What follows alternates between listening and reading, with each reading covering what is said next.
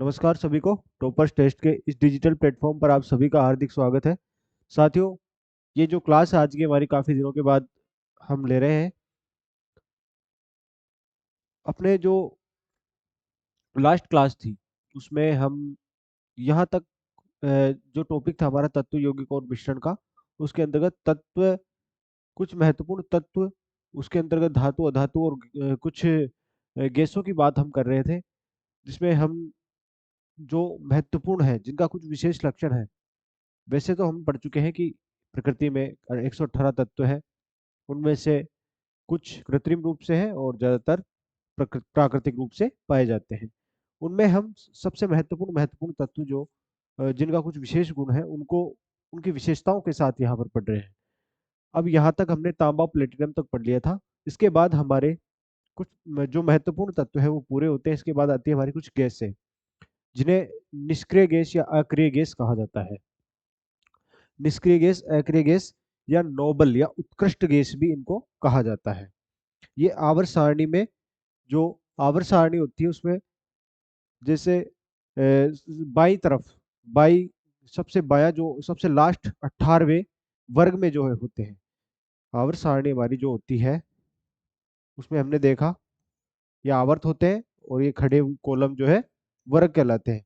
तो 18 वर्ग होते हैं, तो 18वें वर्ग के जो तत्व होते हैं वो उनके अंतर्गत ये आते हैं। इसमें कुछ गैसें होती है, ये उत्कृष्ट गैसें।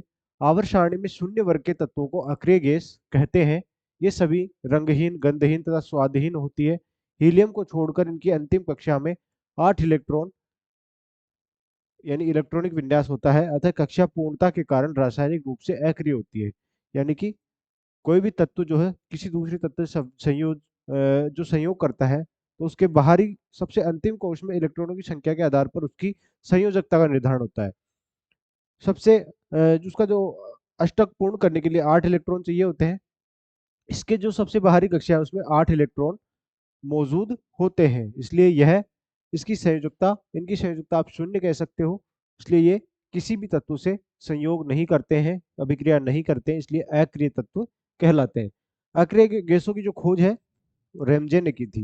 ये सबसे इंपॉर्टेंट बात है इनकी, इनके बारे में कि ऐसे भी कोई गैसें होती है प्रकृति में, उन इसके बारे में रेमजे ने बताया था। आगे ये कौन कौन सी है इनके बारे में डिस्कस करते हैं। सबसे पहली और महत्वपूर्ण आती है हीलियम। हाइड्रोजन के बाद, हाइड्रोजन के जस्ट बाद में जो तत्व आता है हीलियम। हीलियम का परमाणु क्रमांक 2 होता है। इसकी खोज फ्रैंकलैंड और लोकियन ने की थी। अभी हमने बताया अक्रिय गैसों, उन्होंने रेमजे ने यह बताया था कि इस प्रकार की कुछ गैसें होती है, पर्टिकुलर गैसों का नाम नहीं बताया था। अब उसमें हीलियम की बात करें, हीलियम की खोज की थी फ्रैंकलैंड और लोकियन ने। ये ब्रह्मांड में दूसरा सर्वाधिक पाए जाने वाला तत्व है। हमने पढ़ा सर्वाधिक ब्रह्मांड में पाए जाने वाला तत्व हाइड्रोजन है, उसके बाद हीलियम आता है।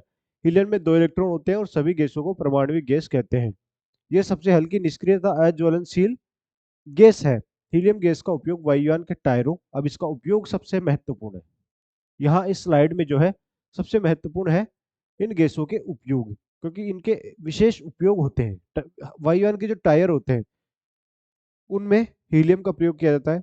गुब्बारे, जो गुब्बारे कौन से, जिनमें उड़ान भरी जाती है वो गुब्बारे, और कृत्रिम श्वसन, जो गोताखोरों द्वारा कृत्रिम समुद्रों में जो सिलेंडर लिए जाते हैं उनमें हीलियम गैस का उपयोग किया जाता है। रेडियो सक्रिय खनिजों में यह बहुत अधिक मात्रा में पाई जाती है। वायु में इसकी मात्रा लगभग बहुत कम होती है, 0.0005%। बहुत ही अल्प मात्रा में ये गैस वायुमंडल में पाई जाती है। अगली गैस की बात करते हैं। हीलियम के बाद आती है नियोन। नियोन का उपयोग प्रकाश सजावट, डेकोरेशन, जो लाइटिंग डेकोरेशन होती है, तो विज्ञापन हेतु विसर्जन नलिका में किया जाता है। एयरपोर्ट पर उतरते समय वायुयानों को संकेत देने में, जो एयरपोर्ट पर वायुयानों को संकेत देने के लिए जो लाइटें होती है तथा विज्ञापनों चमकीले में इस तत्व का प्रयोग किया जाता है। विसर्जन लैंपों में तो वायुयान के ट्यूबों में नियोन गैस भरी होती है। ये इस गैस के उपयोग है। अगली गैस जो आती है हमारे पास ऑर्गन। ऑर्गन की खोज रैमजे ने की थी। वायुमंडल में सर्वाधिक निष्क्रिय गैस है, यानी जो भी निष्क्रिय गैसें हैं उनमें सबसे ज्यादा पाई जाने वाली गैस है ऑर्गन। आर्गन का उपयोग ट्यूबलाइट बल्ब में किया जाता है।